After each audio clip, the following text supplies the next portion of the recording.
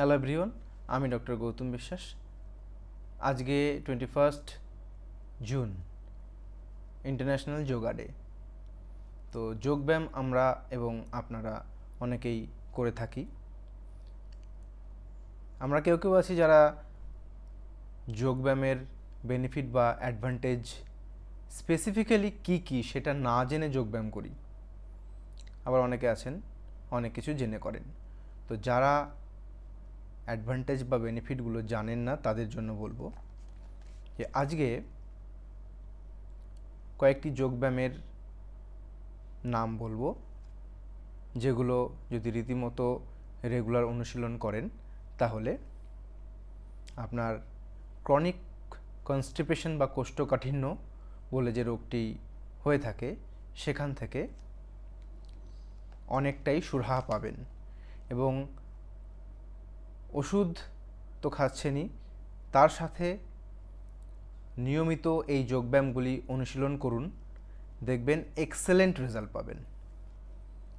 তো chronic constipation দূর করতে কি কি যোগব্যায়াম করবেন তার একটা লিস্ট আমি আপনাকে বলছি।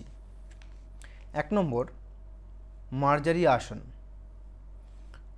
2 নম্বর ধনুরাসন, 3 নম্বর মণ্ডুকাসন বা ফ্রগ পজিশন, 4 নম্বর সেতুবন্ধ সর্বাঙ্গাসন, 5 নম্বর অষ্টাঙ্গাসন এবং 6 নম্বর অধোমুখ সনাসন।